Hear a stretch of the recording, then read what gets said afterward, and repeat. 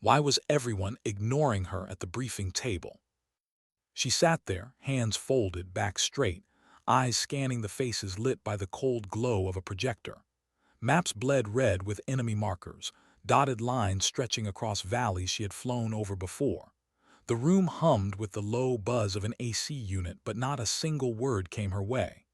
The men spoke over her, trading clipped sentences, their voices heavy with certainty, as if she weren't there. And yet she knew more than half of them. She knew their weak spots, their doubts. She had flown cover while one of them froze under fire. She had patched another's leg when shrapnel tore through. But in this room, none of that mattered. She was the one left unheard. The commander's words cut through. "We'll send Bravo team along the northern ridge. Intercept here, push through the line." Her jaw tightened. She wanted to speak, wanted to tell them they were wrong, that the ridge wasn't just dangerous, it was a graveyard waiting to happen. But she swallowed the thought. Not yet. Timing mattered more than pride. The projector clicked, the map changing. The room dimmed slightly. Her fingers tapped against her thigh. No one looked at her. No one asked her. And still in her chest she carried a truth she hadn't told them, a truth that weighed more than her silence. Later outside, the night air felt heavier than the room had been. She lit a cigarette, even though she hated the taste, even though the smoke stung her throat. It wasn't about the cigarette. It was about the pause it gave her, the illusion of calm. "Still invisible, huh?" A voice came from the shadows. She turned. It was Ortiz, the medic, broad shoulders, always smiling too easily, the kind of man who laughed too loud but remembered the birthdays no one else did. He stepped closer, hands in his pockets. "They don't see it. Doesn't mean it's not there." Her lips curved, but it wasn't quite a smile. "I wasn't asking to be seen." "Yeah," Ortiz said softly, watching her exhale. "But sometimes being unseen gets people killed." The words cut deeper than he knew. Because there was something she hadn't told them. Something no one in that briefing room could have understood. Not yet. The mission began with silence. Engines off, boots sinking into damp soil, breath forming faint clouds in the cold. The team moved like shadows, their weapons carried low, eyes cutting through the dark. She walked near the rear, her rifle slung but her senses alive. The air smelled of pine and damp rock, but underneath it, faint, metallic, the kind of scent you never forgot once you knew it: blood. The mountains loomed ahead. The ridge they'd chosen looked jagged, like teeth waiting to snap shut.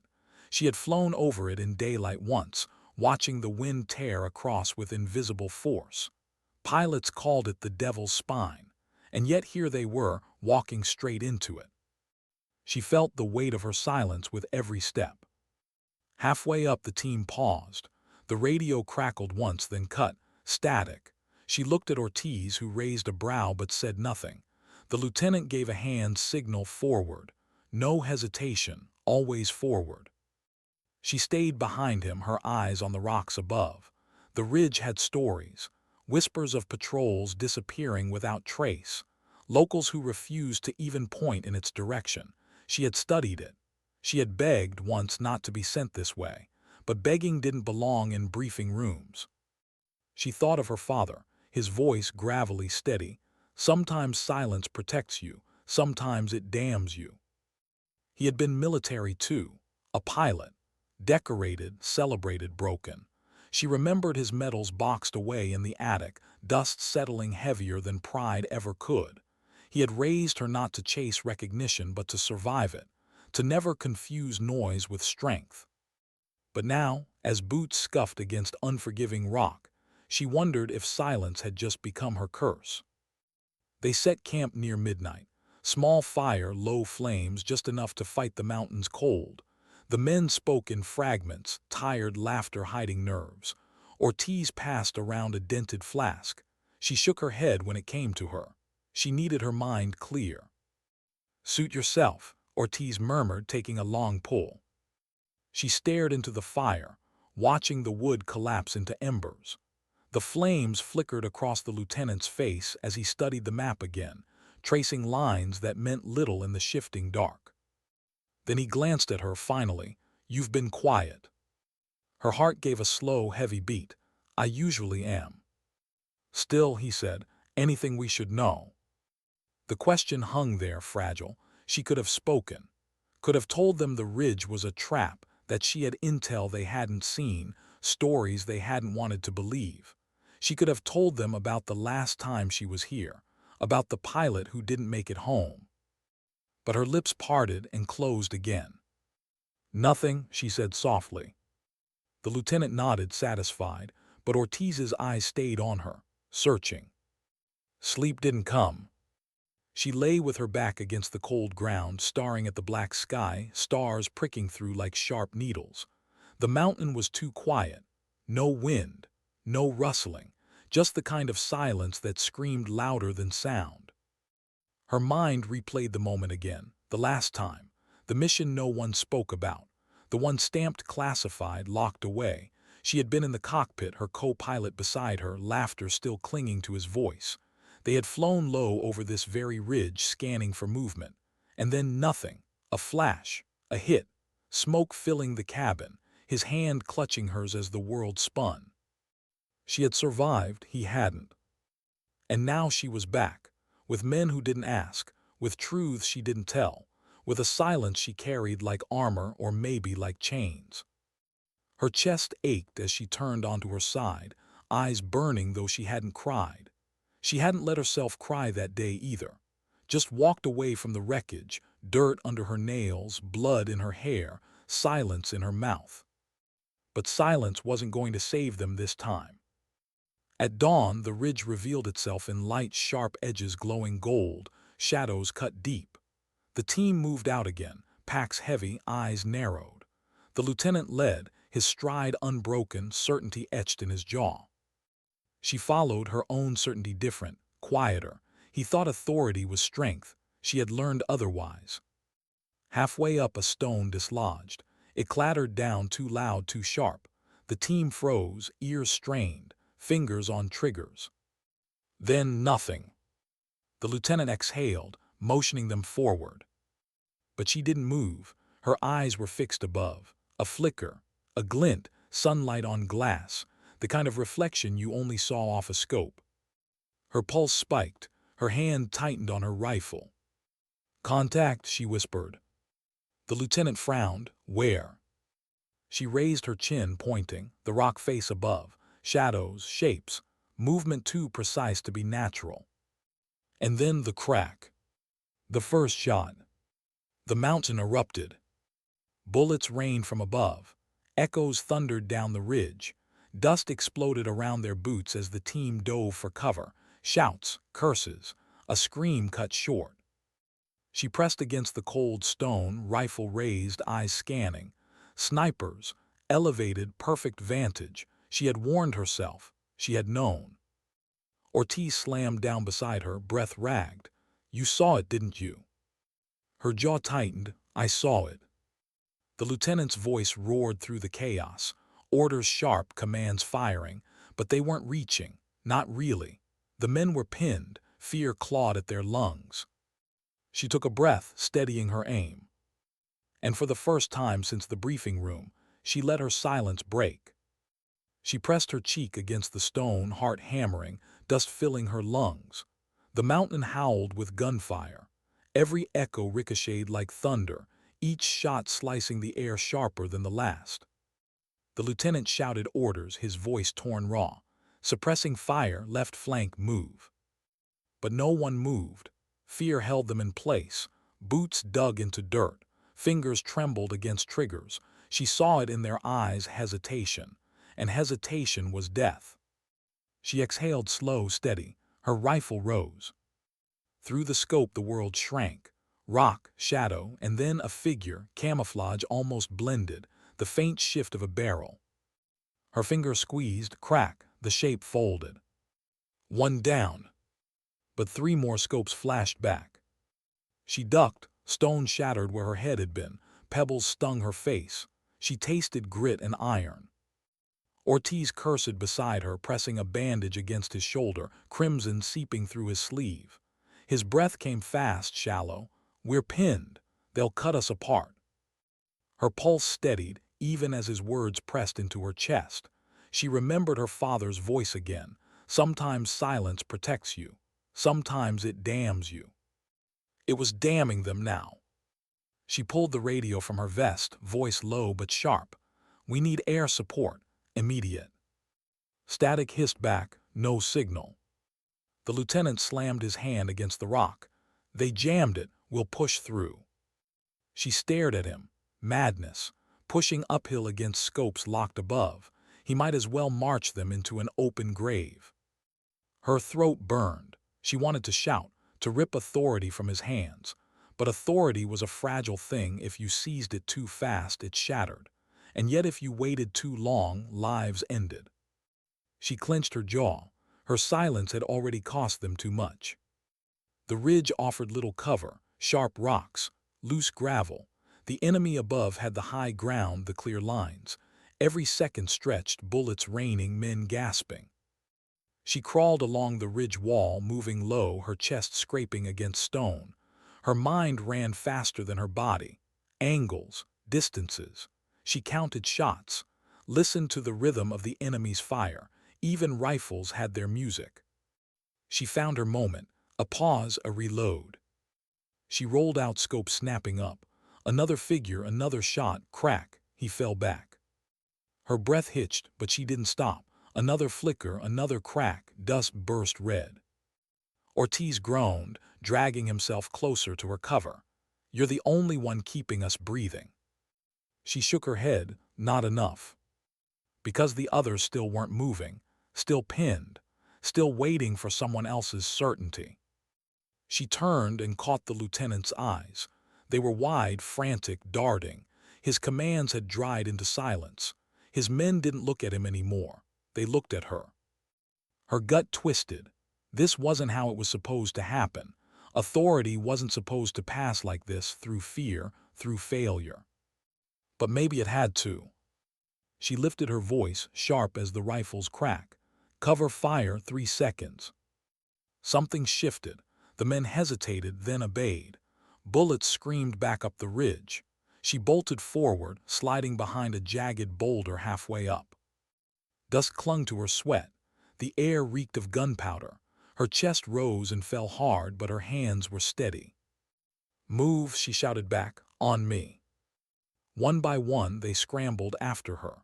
Ortiz last, dragging his leg, teeth gritted. She grabbed his vest, hauling him behind cover. His blood smeared against her sleeve. He laughed, breathless. "Guess you do like being seen after all." Her throat tightened. "I don't care about being seen. I care about being heard." And now finally she was. Minutes bled like hours. The firefight clawed on. They gained feet, inches at a time, the ridge a relentless beast. But then the world cracked open. A grenade arced down from above. "Down," she screamed. The explosion ripped the mountain. Rock and dirt rained, fire in the air.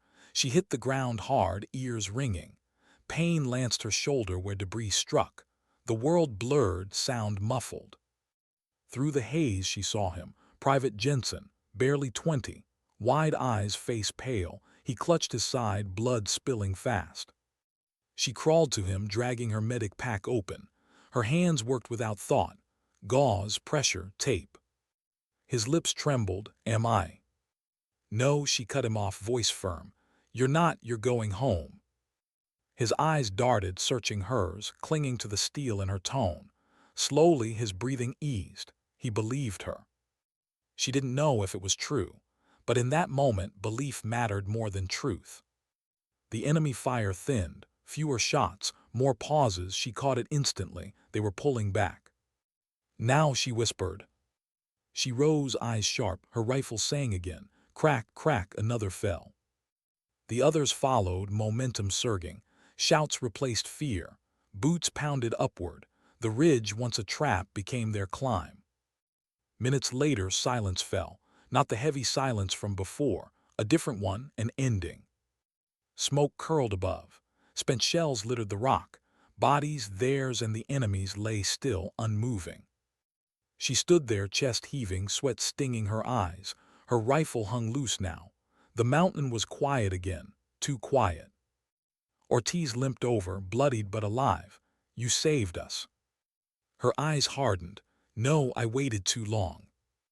Because Jensen's breathing had slowed, faint, fragile, and another man, Corporal Hayes, hadn't moved since the blast. His face was too still. Her silence had bought this. The lieutenant approached, face pale, jaw tight. He opened his mouth, then shut it. For the first time, he had no orders, no authority left. The team looked at her, only her. And inside she felt no pride, only weight. That night the ridge burned in her memory. They carried the wounded back down, bodies heavier than packs. No words filled the air, only labored breaths. The silence tasted bitter now. She walked alone for a stretch, rifle across her chest. The stars above cut sharp against the black sky. She remembered her co-pilot again. His last words choked in smoke, "Don't let it end here." She hadn't, but she had waited, and the waiting had cost them more than she could forgive herself for. Ortiz caught up, limping beside her. He offered his flask again, wordless. This time she took it. The burn in her throat felt deserved. After a moment, Ortiz spoke. "You think silence was your weakness, but maybe it's what made them listen now. You don't shout to be heard, you wait, and when you speak, it matters." She didn't answer, she just kept walking, the flask heavy in her hand, the stars heavy in her eyes. Back at the base, the debrief room felt colder than the ridge. The projector flickered again, maps bleeding red. The commander's voice droned, listing outcomes, casualties, metrics. Her hand stayed still in her lap. No one ignored her this time, but the silence that filled the room wasn't the same as before. Because now they knew, now they had seen. She should have felt vindicated. Instead, she only felt tired. And somewhere deep, beneath the weight of it all, a thought lingered. Authority wasn't about who spoke loudest. It was about who carried the silence until it broke. Why did the silence feel heavier back at base than it had on the ridge? She sat alone in the barracks, boots still dusted with mountain grit, her rifle leaning against the wall. The hum of the overhead light filled the room. Outside, muffled laughter drifted from soldiers trying to drink away the day. But in here, only silence. Her hand shook slightly as she pulled off her gloves. Blood, dried, cracked, stained the seams. She stared at it. Jensen's blood, Hayes too, blood that wasn't hers but stuck all the same. The door creaked. Ortiz slipped in, leaning harder on his good leg. He carried 2 cups of instant coffee, steam curling weakly into the air. He set one down in front of her, sat across, and sipped his own like it might warm more than just his hands. "You're carrying it too heavy," he said softly. She didn't look up, "Because it is heavy." Ortiz tilted his head, studying her. His usual grin was gone. "They followed you, not him. They're alive because you took it." Her chest tightened. "And 2 aren't because I waited." He leaned forward, elbows on knees. "You think leadership means saving everyone. It doesn't. It means walking out with more than you thought possible. And you did." She wanted to believe him, wanted it so badly, but the weight wouldn't lift. Her mind returned to her father again. The attic smell, dust on metals. His voice brittle when he told her about missions that broke him. He never told her which ones. Maybe he couldn't. Maybe he was doing what she was doing now, carrying the silence so no one else had to. Ortiz slid his cup toward her. "Drink, you look like hell." She finally looked at him and almost smiled. Almost. The next morning the air felt wrong. Too still, too staged. The base buzzed with whispers, hurried boots, clipped orders. She caught fragments in passing. Intel drop, hostage situation, command wants volunteers. In the briefing room, the commander's eyes were sharper than usual. He gestured at the map, where a small red circle glowed in the hills beyond the ridge. "Intelligence suggests a captured operative is being held here. High value. Location confirmed by drone sweep. Time sensitive. If they move him, we lose him." The room tensed. Rescue missions were never clean, never quick. The commander's gaze swept the table. I need a team lead, someone who knows the terrain. The lieutenant shifted uncomfortably, his jaw clenched. He opened his mouth, but no sound came. And then the commander's eyes locked on her. Her pulse jumped. She hadn't asked for this. She hadn't wanted it, but authority had a way of choosing, not asking. Her lips parted before she could stop herself. I'll take it. The words felt heavier than any bullet. The commander nodded once. Good, you leave at dawn. She felt Ortiz's gaze on her, searching, concerned, but he said nothing. Not yet. That night's sleep was a stranger. She lay in her bunk, eyes open to the ceiling. Her thoughts wouldn't quiet. A hostage, high value, terrain she knew too well. And beneath it all, dread. Because there was something about this mission she hadn't told them. Not yet. Her father's voice came back again like a ghost at the edge of her memory. Sometimes silence protects you. Sometimes it damns you.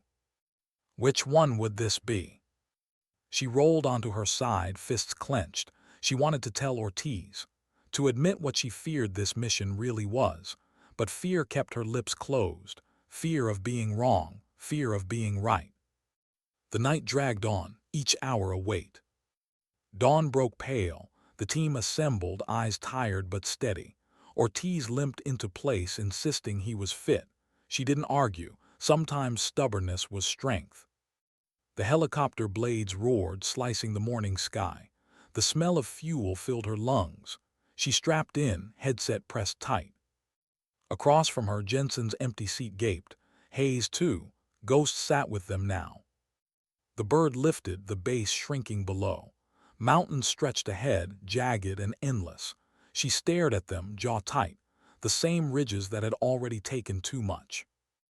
Ortiz leaned closer, voice through the headset. You're somewhere else.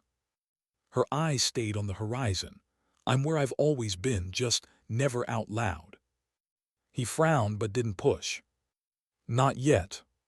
They dropped miles from the circle. No direct approach, too risky. Boots sank into dry grass, air crisp with morning frost. The team moved in silence, rifles ready, eyes scanning. Every crunch of dirt felt too loud. Every crow's cry overhead too sharp. As they drew closer, the land changed. Trees thinned. Rocks jutted sharper. She knew this ground, every bend, every ridge. Her chest tightened. She had flown here before. She had bled here before. And the hostage, the so-called high-value target, she knew who it had to be. Her gut twisted. She hadn't told them. Not yet. Hours into the approach, the sun climbed higher. Heat pressed down. Sweat darkened their collars. The team paused in the shade of a ridge. Water canteens passed around. Private Monroe, the youngest, broke the silence. His voice cracked slightly, too raw for bravado. You think he's still alive, the hostage? No one answered at first. The question hung heavy. Finally, Ortiz spoke, voice softer than usual. Hope's the only thing that keeps you moving out here. Without it, you stop walking. Monroe swallowed, staring at the dirt. Back home, my mom, she worries every time I call. She cries if I don't laugh enough. I just want to tell her one day that I made a difference. You know, not just existed. Silence followed, the kind that made everyone's chest ache. She watched Monroe, his face still too young to carry such weight. She wanted to tell him the truth. That difference came at a cost too heavy for anyone to carry alone. But she bit her tongue. Not yet. By dusk, they reached the outskirts. A small valley lay ahead, smoke curling faint from a fire. Through binoculars, she saw movement, tents, guards, and at the center, a structure half buried in rock. The circle. Her stomach dropped. Because she recognized it, the scars on the earth, the wreckage still scattered near the ridge. This was where her co-pilot had died. And if the hostage was who she feared. Her throat closed. Ortiz crouched beside her, following her gaze. You know this place. Her lips trembled. For the first time, silence betrayed her completely. Yes, she whispered, I know it too well. Ortiz's brow furrowed. What aren't you telling me? She looked back at the valley, at the place that had burned itself into her forever. Her pulse pounded, her silence fractured. Because if I'm right, the hostage isn't just an operative. She exhaled, voice breaking for the first time. It's him, my father. How do you walk toward the place that already broke you once?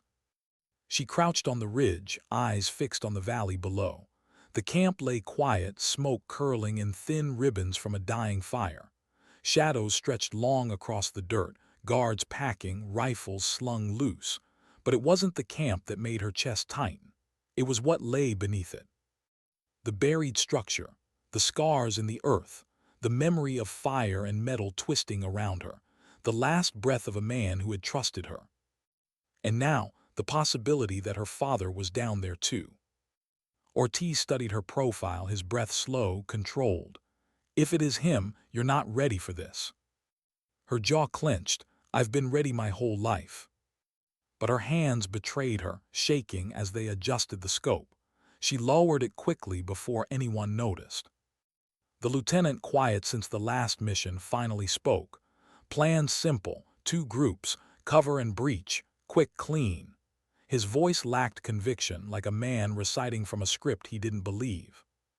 The others looked to her instead, waiting, silent. Her throat dried. She wanted to tell them everything. That the man they were risking their lives for was her blood. That every step closer dragged her deeper into a storm she wasn't sure she could weather. But if she told them, would they trust her? Or would they see her as compromised? Her silence returned, heavy, necessary, damning. She raised her chin. We move at nightfall. The hours crawled, shadows deepened. The camp below glowed faint with lanterns, guards laughing around a small fire. She watched every movement, every routine. Patterns emerged. Weak points revealed themselves. But her focus slipped again and again to the central structure. She imagined him there, older now, broken, maybe already gone. Her mind drifted back to childhood. The smell of oil and leather when he carried her into the hangar. His voice teaching her the rhythm of engines, the patience of flight. The metals he tucked away where no one could see them. His silence, deeper than hers. She had hated him for it once, for the distance it created, but now she understood. Silence wasn't absence, it was protection. Ortiz touched her arm gently. You need to eat something. She shook her head. Later.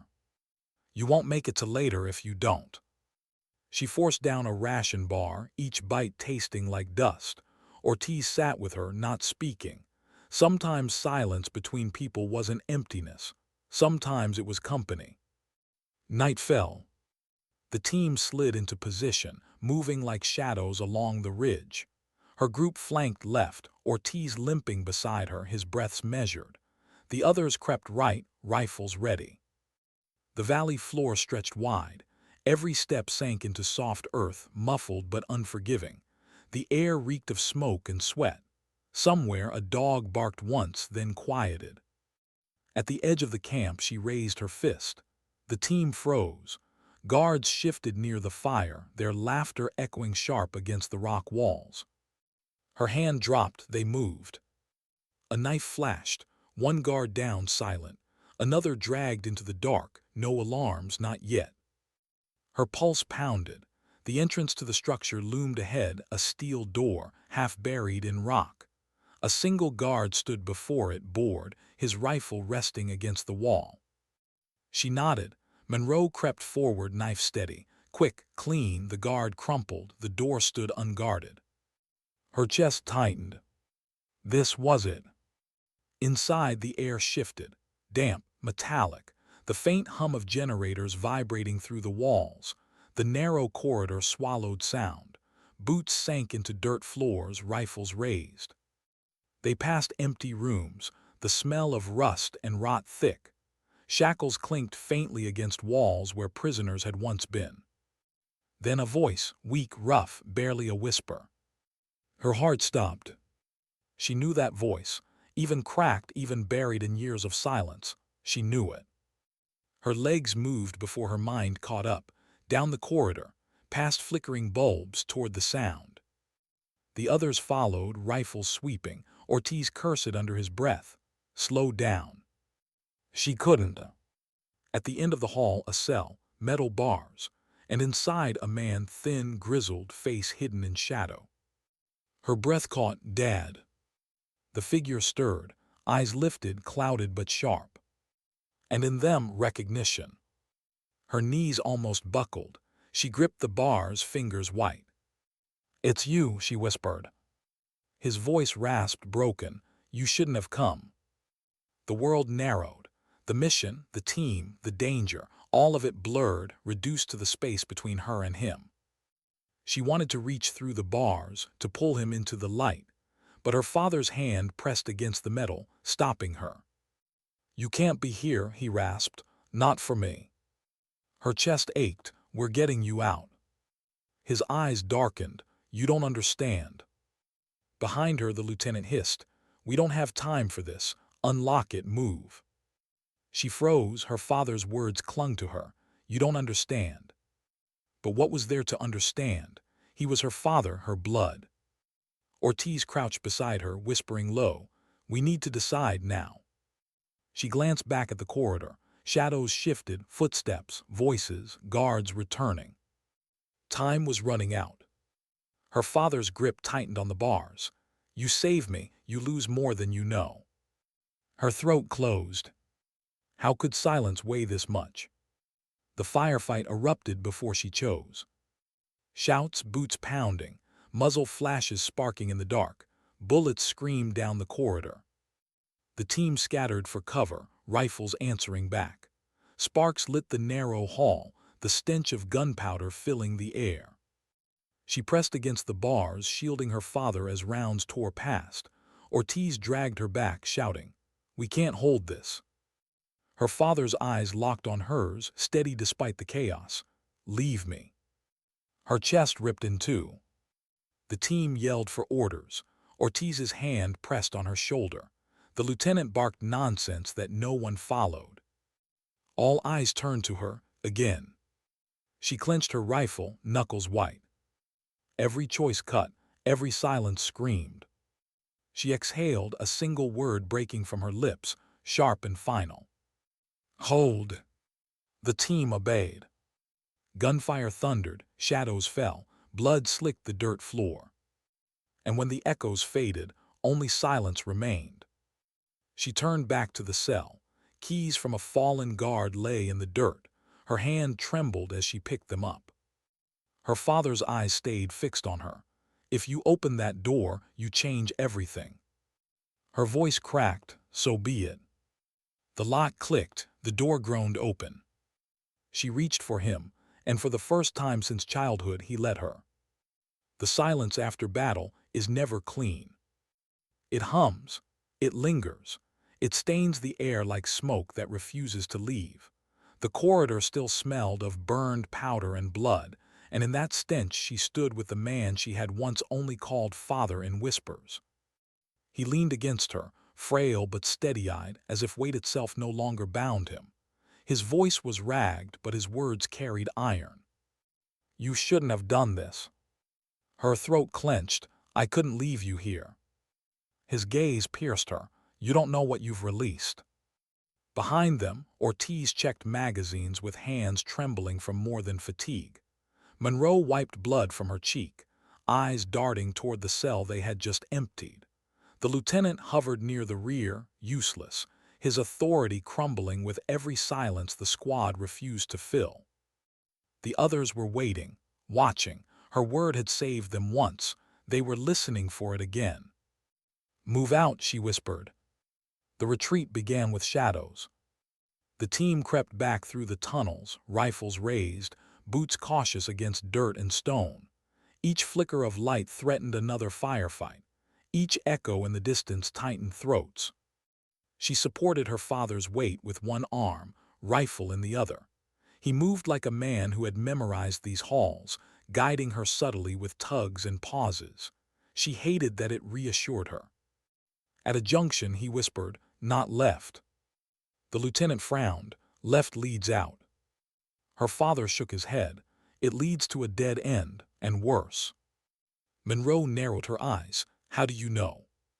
His silence was answer enough. The squad hesitated, torn between instinct and the stranger they had just risked everything to save. They turned to her. She swallowed hard, gaze fixed on her father.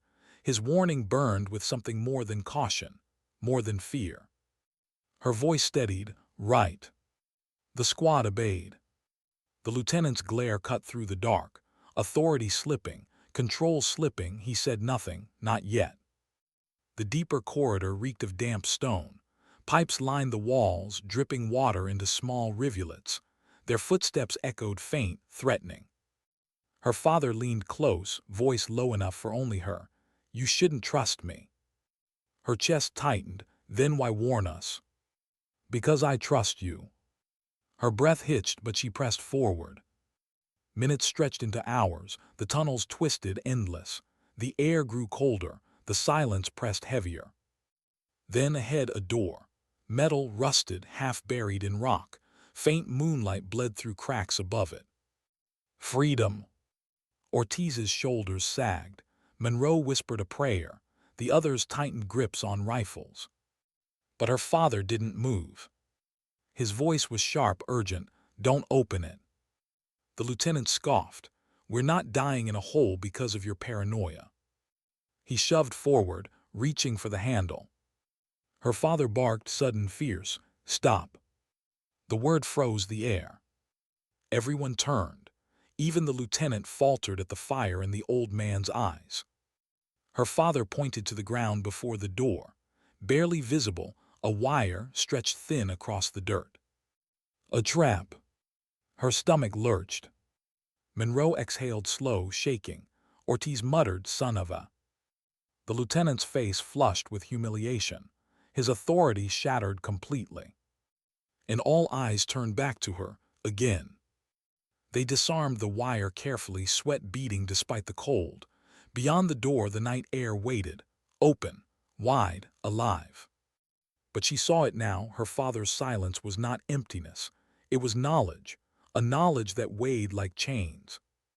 He had survived here because he had known when not to speak, because he had listened where others had died. And now, every step out was a step deeper into questions she wasn't ready to ask. The valley spread before them as they emerged.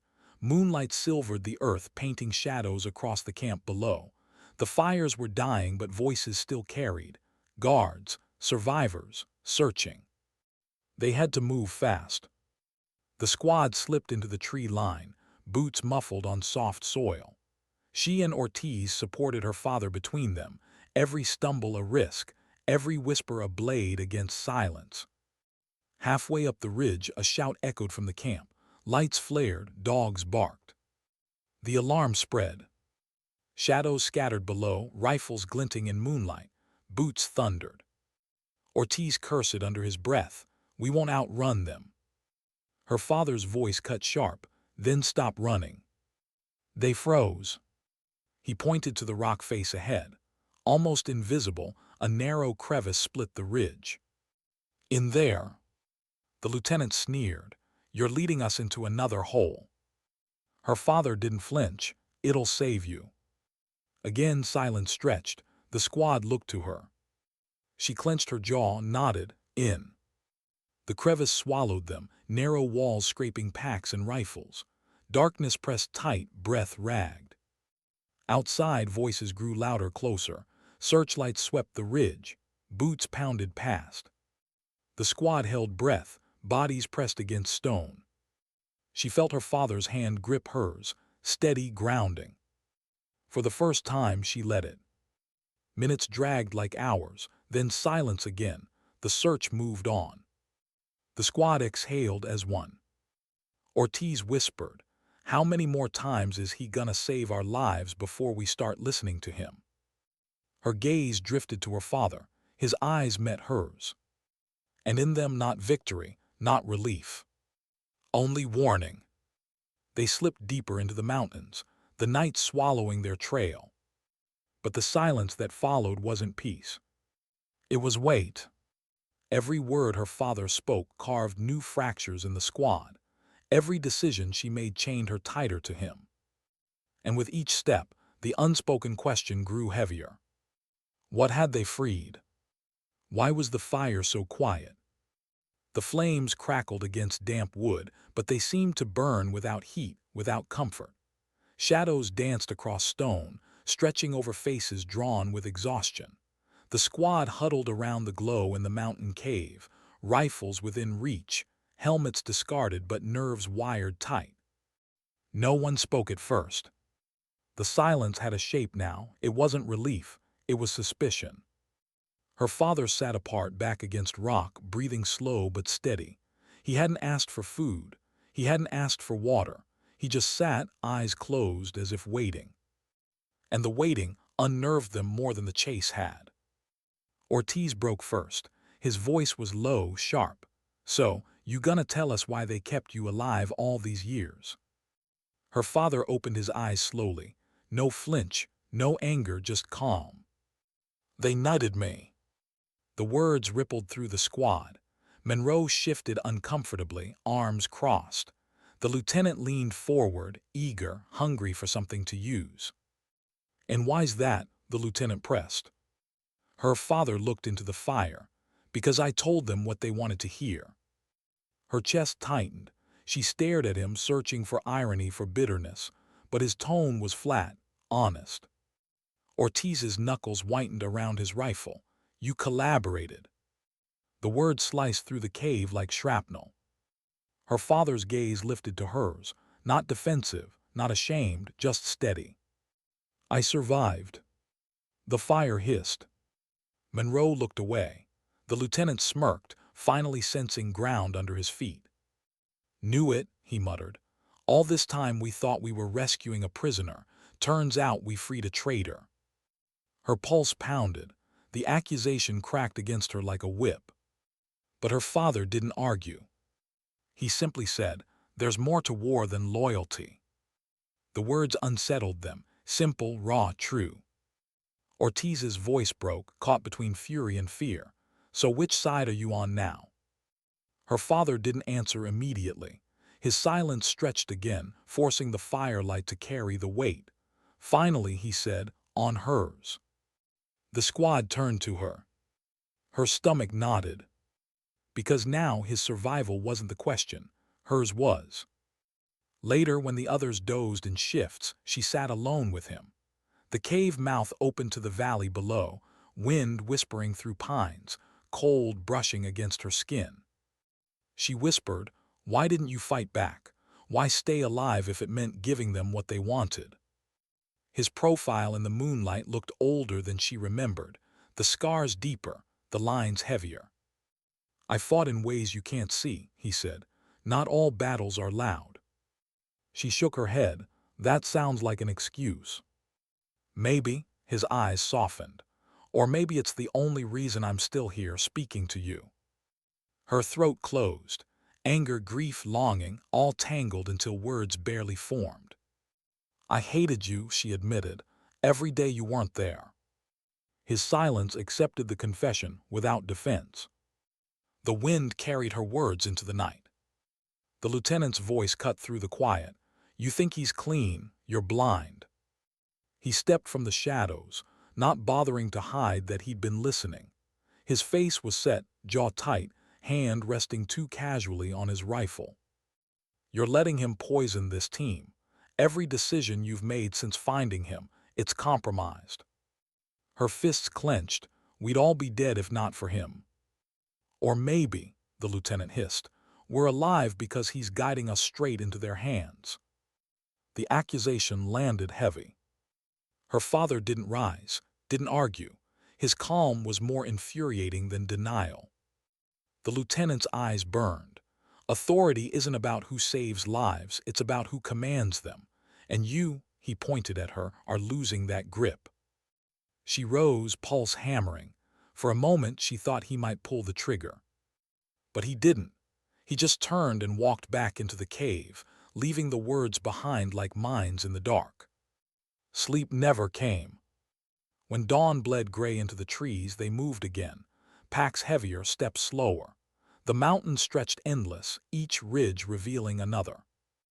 Ortiz tried to lighten the weight, muttering about coffee he'd kill for, about the dog he'd left with his sister. Monroe only grunted, her silence a shield. But their eyes kept drifting. To her, to her father, to the space between them that filled with questions no one wanted to say out loud. Every decision she made now wasn't about direction. It was about trust. And she wasn't sure she trusted herself anymore. By midday, rain began. Soft at first, then harder, cold needles against skin, soaking uniforms, chilling breath. They found shelter under a rocky overhang, the squad huddling together, steam rising from wet clothes. Her father sat apart again, water running down his scarred face. She approached him, knees in the mud. "Tell me the truth," she whispered, "all of it." For the first time, his voice cracked. "They took me because I knew things they couldn't afford to lose. Not codes, not maps, people." Her blood ran cold. "What people?" He looked at her. The weight in his eyes was unbearable. "Names, soldiers, operatives, men and women I once commanded." Her breath caught. He had carried the lives of others in his silence, and sometimes, to keep one alive, he had let another fall.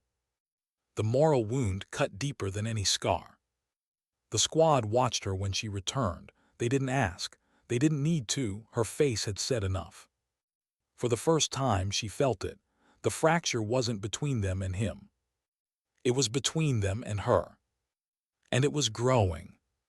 That night, as rain drummed against stone, she lay awake. The weight of his words pressed against her chest.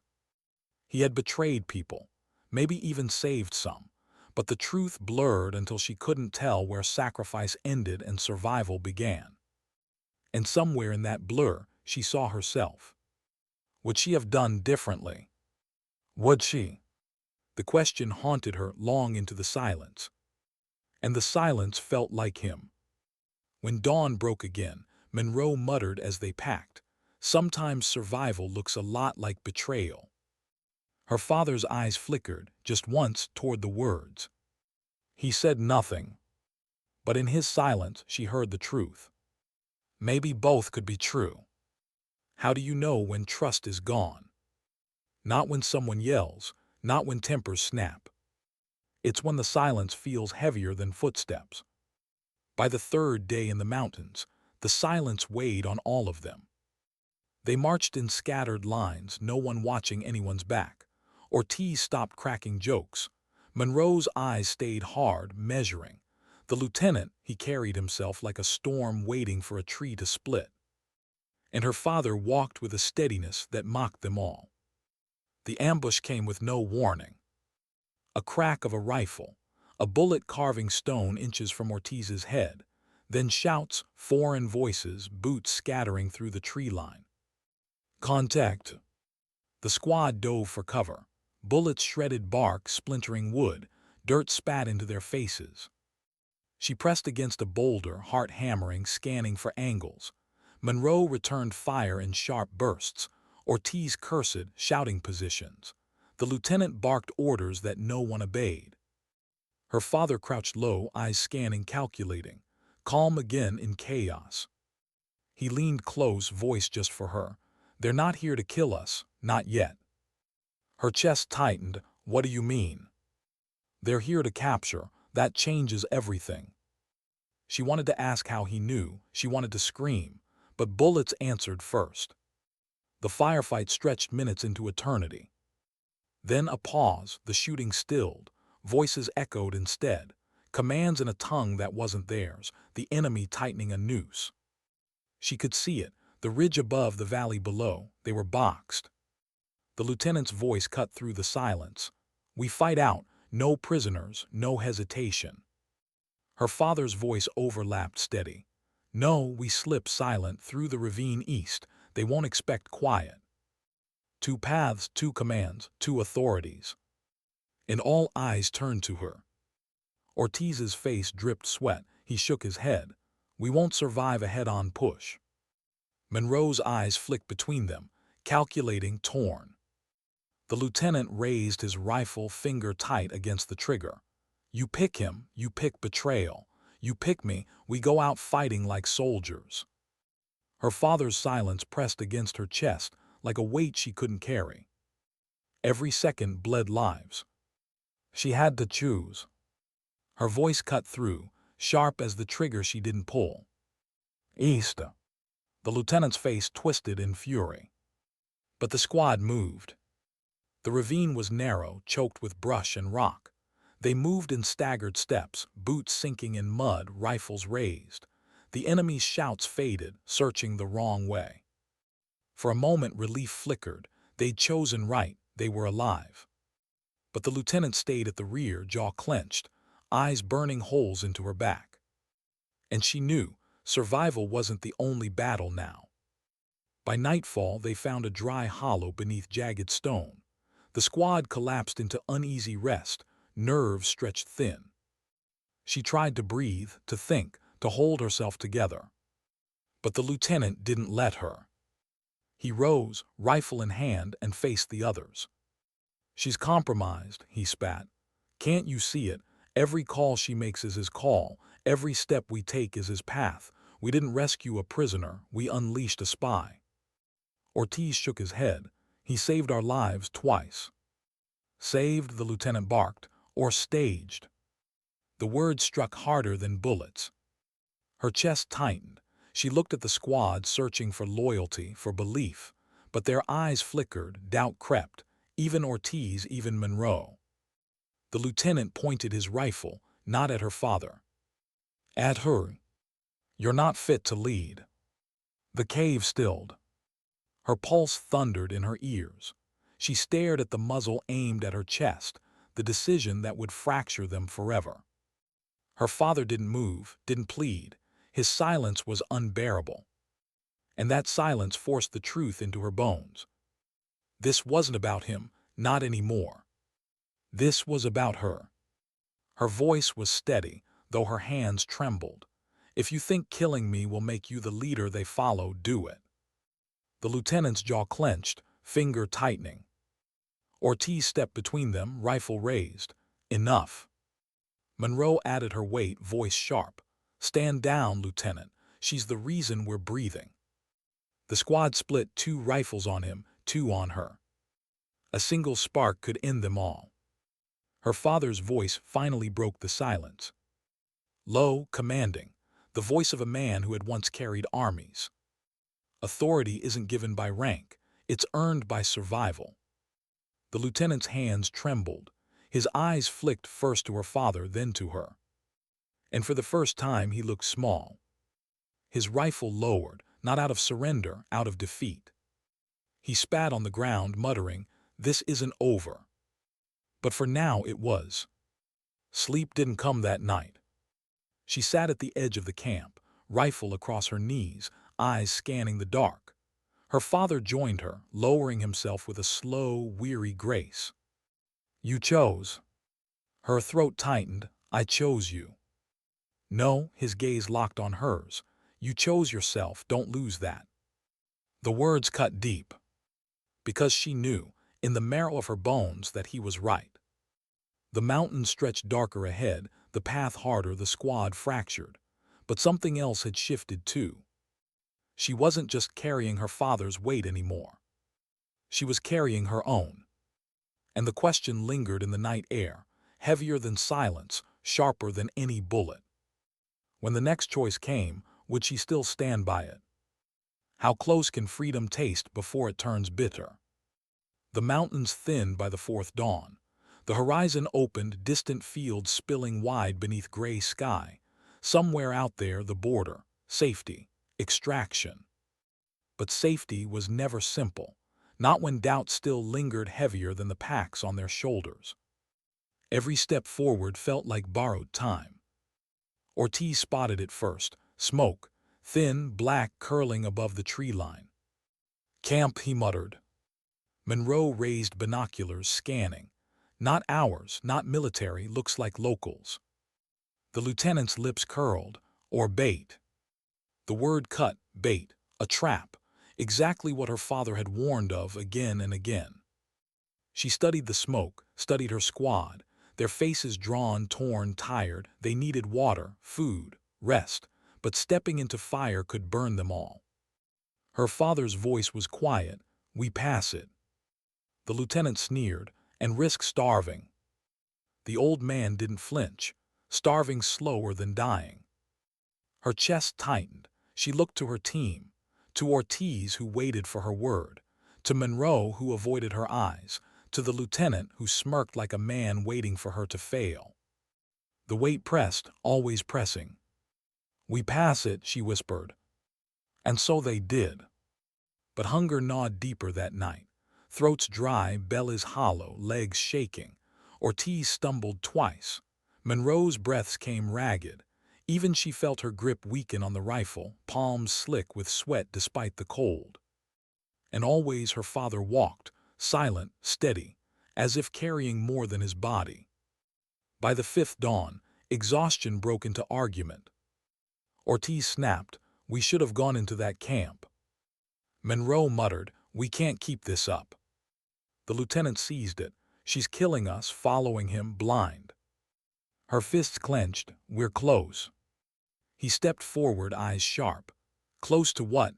An ambush, a border crawling with the same people who held him. "You think they'll welcome us, or welcome him back?"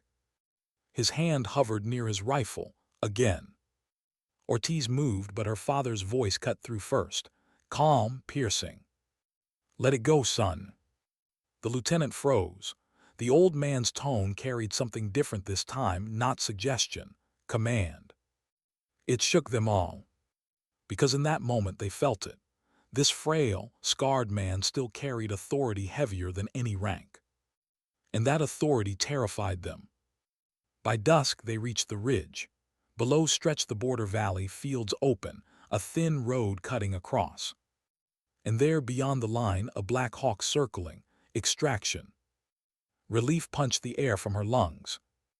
Ortiz laughed, broken but real. Monroe exhaled like a prayer. But her father stood still, silent. She turned. His eyes never left the valley. "What?" she whispered. His jaw clenched. "They'll never let me leave." Her chest tightened. "That's not your choice." He looked at her, eyes steady, final. "It is now." The squad descended, careful, every step echoing with hope and fear. But hope broke fast. Gunfire erupted. Shadows rose from the fields, rifles flashing. Not soldiers, not locals, something in between. An ambush. The lieutenant shouted, "I knew it," and returned fire. Ortiz dove behind stone. Monroe cursed, laying down cover. She pulled her father down, shielding him, bullets whistling past. He didn't fight, didn't reach for a weapon, he just looked at her. "You still don't understand," he said. Her heart hammered. "Then tell me." But his silence this time wasn't knowledge, it was decision. The firefight burned minutes into chaos. The squad pinned, ammunition thinning. The extraction bird circled wide, waiting for clearance it might never get. And her father rose. She grabbed his arm. "No." He met her eyes, calm, final. "They want me, not you." The words gutted her. Bullets cracked. Ortiz screamed, hit but alive. Monroe dragged him back. The lieutenant fired blindly, rage eating precision. Her father stepped into the open, arms raised, a silhouette against gunfire. The shooting faltered, voices shouted, confusion rippled. And in that pause her squad moved. She dragged Ortiz. Monroe fired in cover. Even the lieutenant followed, unwilling but alive. The bird swooped lower, a line dropped, salvation. But her eyes never left him. Her father walking forward into enemy hands, not pleading, not begging, authority in every step. For them, for her. The squad scrambled onto the line, bodies heaved skyward. Wind roared, blades chopping air. She clung, muscles burning, blood slick on her hands. And below he stood, surrounded, still unbroken. Her throat tore with the words she couldn't stop. "Dad." He looked up, met her eyes one last time, and smiled.